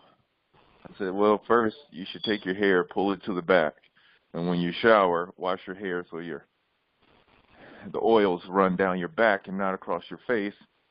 Increase your water, and then rinse your face with water 3 times a day. And at least on the weekend, don't wear makeup." Oh, man, she was so mad. First of all, you don't understand Pakistani women. As a Pakistani woman, I really don't wear that much makeup. You have no idea how much makeup traditional Pakistani women wear. They wear base, and they wear foundation, and they wear a whole bunch of other things I couldn't name. And she said, "And all I do is a little touch up and blush." And she was so upset. And then she said, "And water? You think I don't wash with water? What are you trying to say?" So that was on Thursday or Friday. And then come back this week on Monday, she had her hair in a ponytail. her acne was drying up. Face wasn't oily or greasy. I told her before. I said also I said the acne is caused from 2 reasons: extra grease in the skin or extra dryness. After you wash your face 3 times a day with water, just apply aloe. You get you some clear aloe gel, has no oils in the moisturizer. Put that on. "I use an aloe mask already." And what do you makes you think you know so much? She was very upset. But this whole last week, She wore her hair in a ponytail the whole week. Her face is clearing up. She has a bottle of water on her desk. And so she wanted to do some extreme remedy, you know, like willing to go to her own river to dip, but just go down to the Jordan, dip 7 times. She was offended to do it, but eventually, you know, she did it. Praise the Lord. On the subject that you preached on today, it's I don't know what it is, but it's surprising, and it's maybe not a new spirit, but a new awakening for me to the spirit of there's a bunch of us, we're all together, therefore we must be right. We have the majority, and look, nobody likes what you're saying anyway, so therefore you're wrong. And that is the spirit that the church is going to try and hide behind and bring persecution upon its own members or former members joining the voice of the majority. That's all. All right. I like your testimony. It's real. Trey shared some really exciting testimonies with me, and so this is one of those that he didn't share in our private time. So I appreciate it for the record. I have a question. Go ahead. You know, with all the genetically modified grains and foods and stuff that we have, you know, I guess the only way to eat grains anymore are to get, you know, non-genetically modified. The protein content of these genetically modified grains has gone from like 25% down to like 5%, and so it's like eating straight sugar. And anyway, so I was just wondering how you guys saw that. I want to speak to that.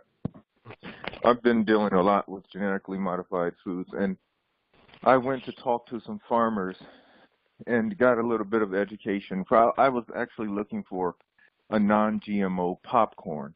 So I bought some non-GMO popcorn, which costs more than popcorn that doesn't say non-GMO. And I came to realize in America there's no such thing as GMO popcorn. All popcorn in America is non-GMO. They have GMO corn in America, but not GMO popcorn, because it's not a big industry for it. So the popcorn I bought called non-GMO was just more expensive regular popcorn. I also talked to a farmer about, he was selling me his popcorn. I said, I want non-GMO popcorn.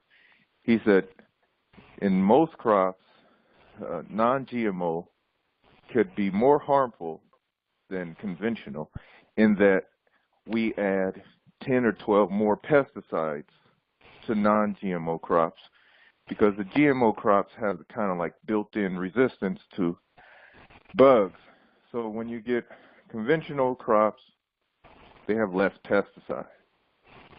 So that was a head spinner for me, and ultimately it goes back to our own fault and sin of not putting our own hands in the ground and growing our own food. So if we are to depend on these grocery stores, when the grocery stores have an earthquake, I mean, I'm in the Washington, D.C. area, and there was an earthquake several years back. And when the earthquake came, or when any storm comes here, the grocery stores clear out. There's no more food left. You can't buy anything. So the sin of dependence, even in a first world country, on the grocery store, is really the fault. Not what they're putting in their food, but what are we putting in our food? And as long as we continue the sin of dependence on the grocery store, we got to take what kind of things we can get. Either we try to afford the so-called organic, and some of the organic is not organic, because I tried to get some organic almonds and found out that organic almonds shipped from California, they are allowed to put them through radiation, and they'll still be considered organic. So you get what you can get from the grocery store, but ultimately we were supposed to be familiar with the soil ourselves. You see the question that she asked and all those what you said here, it is something very, very, very, very, very important. So, Raymond? Would you talk a little slower? I'm having a hard time hearing you, and I want to hear what you have to say. Okay. I said the question that you brought about and what the brother said, it is something super, very important. Because I've been traveling around the Vidian group, and I saw so many of them who have learned, and they have individual people among us who have learned as well, and not try to do nothing about them. And to have some kind of team for everything that we do, so that we have a team to do the garden, to do this and that here. And if this place here need that help, send over there to, for example, I told them, there are some of us who live in a tropical place who can go so many things that tropical does. There are some of us who live in a cold place, who that the thing that the cold place. We can have a team who go travel in all those places to do the garden, and we supposed to come together to have some kind of transportation way so that we can travel from country to country to help our own. But everybody see that the plan is good, but none of them decided to do nothing about it unless you become part of them. If you have something that you want to do, or you have some place to give it to them, that's what they we have to have the truth. And what is truth? I don't know what they discuss about, but the truth that God wants us to come together, each one of us stay out of it. As we talking about it, God gave us these ideas that we see it, our eyes open up about it. We have to see now what we want to do about it. Because some of us can start it wherever we are and with what we have. And as we're talking about the upper room experience and the family table experience, all these things that we have to start working very, very much about them, put our life, our mind, open God business so that we can come together to do it. Yeah, about what you're saying here, I visit often with a group called the 12 Tribes of Israel, and they have a location in called Stony Brook Market in Hillsborough, Virginia. And they really wanted me to join the group, but because of their doctrines and not accepting of simple teachings like the state of the dead and other things, I could not join their group or agree with their doctrines or pass out their literature. They have they have maybe 50 locations around the world, one in Tennessee near the Adventist school. And when I tried to tell them some of the teachings of Adventists, they laugh and they say, "You call that a health message? You guys make Little Debbie cakes right there in Tennessee. And all your Seventh-day Adventists are coming into our market, our deli, to eat our healthy food." So this group, they grow all of their food. They grow their wheat. They're practicing growing popcorn. They have locations in Brazil. They grow their own sugar. They grow their own salmon. They grow everything. And when you eat there, it's absolutely delicious and remarkable. So when we're talking health message and trying to teach them the health message, they find us to be a joke.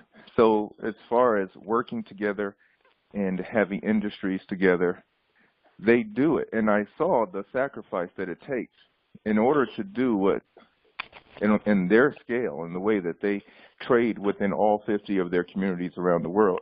They quit their jobs. And I don't know if we have to do something to that extent, but in order for them to be successful, this group, 12 Tribes of Israel, they quit their jobs, they live together in communities, and that's how they produce it. So the sacrifice of quitting their jobs and working together, they're growing food for the community, for their own communities, and for people walking into their delis, and they're able to get their message out that way. And there is some kind of fear or selfishness or connectedness to our jobs and stuff that seems hard to give up or make it difficult for us to work together. So we hear brother has a piece of land, and some people have skill, and some people live in the tropics in winter and cold areas. It can be done, and it needs to be more than just discussed. And especially because the thing I've been studying on pesticides, and especially a pesticide called, I think, atrazine. Atrazine is a pesticide that's mainly used on corn and other crops as well. But it can reverse the gender of a child, of a pregnant woman. They had a study where they put 100 frogs in water with this atrazine pesticide. They were all male frogs. At the end of the study, 20 of the so-called male frogs were able to get pregnant and deliver babies. So it's very important to grow our own food, and we have to move beyond the talking about it stage.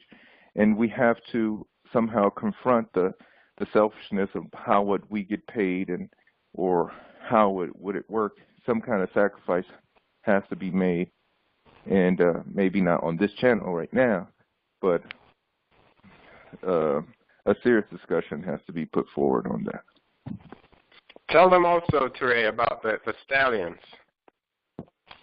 About the what? The stallions. This is with immunization, and not necessarily pesticide, but some stallions were vaccinated. They had their testicles measured prior to vaccination. Then they took 3 shots of the vaccination, and at the end of the 3 shots, their testicles had all shrunk measurably.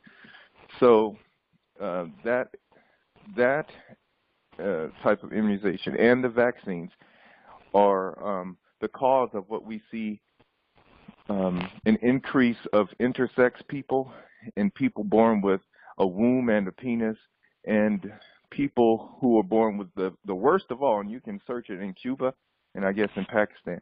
There are communities of people that have late puberty onset, which means you're raising a girl, you're raising little Sarah from the womb, but when she hits 13, 14, or 15, she grows a penis.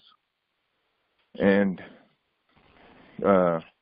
these are caused by the pesticides and other things. So dealing with the pesticide, we could solve the problem in our own food that we grow, but it would take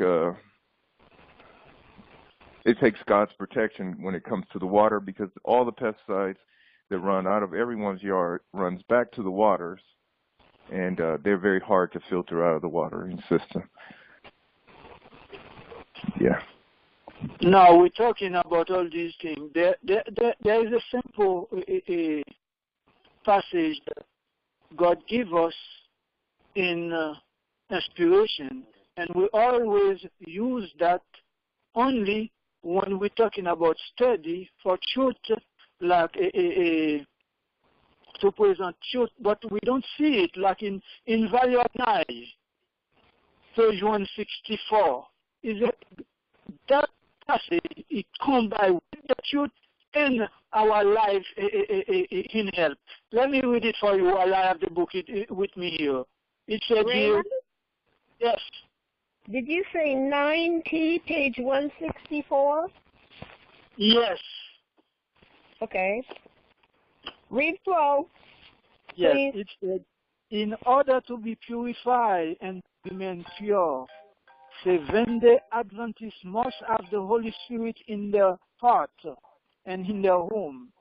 The Lord has given me light that when the Israel of today humble themselves before Him and cleanse their soul temple from all defilement, He will hear their prayers in the health of the sick and will bless in the use of His remedy for disease. When in faith, the humble agent does all he can to combat disease using the simple method of treatment that God has provided, his effort will be blessed of God. You read that? We always use that passage only on study. But that's what God promised. So if we decided to let God's word take control of our life and follow them, yes, our effort will be blessed. Because right now, Amen. for many of us, if the market closed for 2 weeks, a lot of us will be dying. I use a herb. It's a tree bark they call mauby. I don't know if Brother Garrick know about that. Yeah, I know. It's a bark of a tree. Now I use it. That is what controls my sugar. Because when I drink a portion of that, it drops the sugar. What do you use, Marlon? What's it called? M-A-U-B-Y, Mauby, just as it's spelled. M-A-U-B-Y. I see. Okay. It's the bark of a tree. Now, the reason why I did that, when we look at what took place in the Passover in Egypt, now it is very, very bitter, so you have to dilute it. When I look at the Passover in Egypt, I see God give Moses, or he told Moses to use the bitter herb. And I figure the reason for that was to heal them from all these impurities that they adopted in Egypt there with the food. Because you know what took place in the wilderness. They were craving that food that they were using in Egypt. And so that bitterness would have eradicate the whatever germ or parasite that was in their body. And I've been using it for a very long time. And I don't get sick as such, but, you know, what took place with me over these period of months that gone was an infection in my toe, which is my fault. I should have seen about it in a better way. And the collapsed lungs and the hernia, you know, probably caused through lifting up something heavy. But as far as common cold and all that, I don't get that, because when I take the bitter herb, it does something that so that the virus would not attack me in any way. So, you know, I just recommend it to people, but who tastes it say too bitter, and a lot of people don't like bitterness, but we have to remember that there was a reason for God telling Moses to give these people the bitter herb, you know. Okay, so I need to close Sabbath with my family, but I wanted to say one thing on the point that was raised regarding how we deal with GMO foods. And I like the answer that Teray gave. That's the answer I've always given. I like the answer that Raymond provided, the statement he read. That's really wonderful. And we have an old colloquial expression in Jamaica. I've heard it differently stated in America. It goes like this: when men on earth have done their best, angels in heaven will do the rest.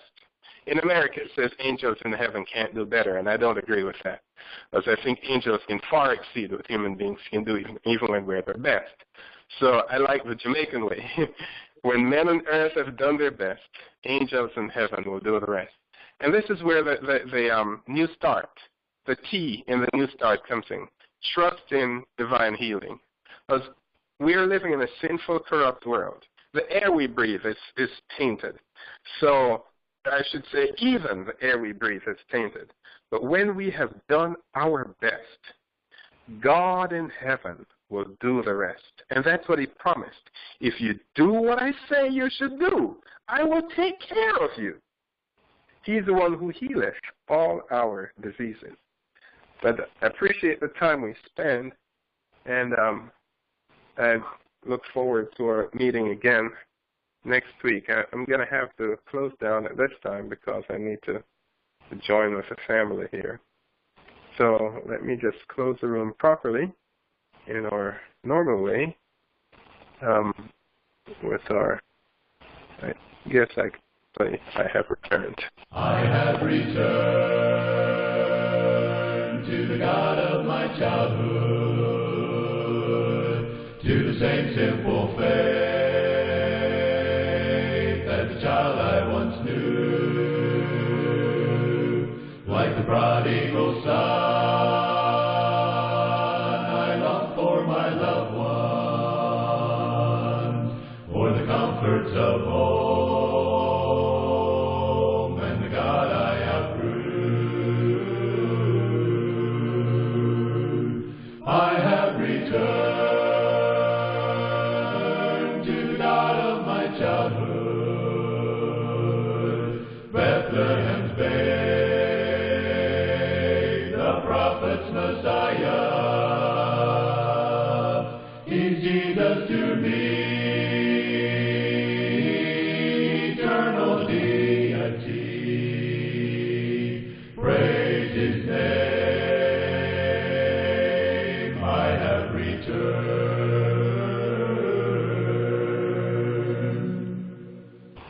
I have returned to the God of my father, the most godlike man a child could know.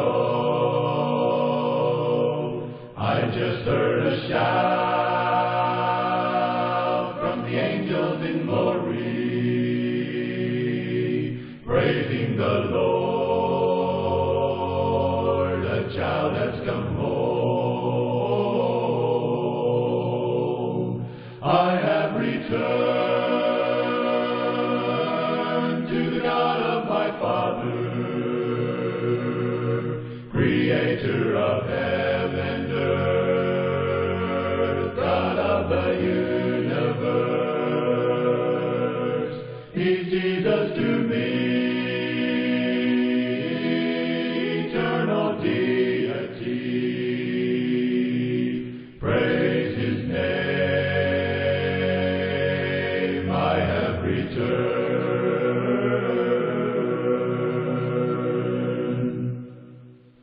I have returned to the God of the ages. On my knees I did fall at the foot of the cross. This lesson I learned as I worked my way homeward. The Savior of all is a comfort to man. I have returned to the God of the ages, Redeemer of all mankind, the lily of the valley. He's Jesus to me, eternal deity. Praise his name. I have returned.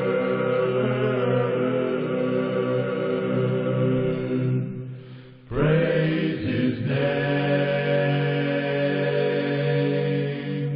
I have returned.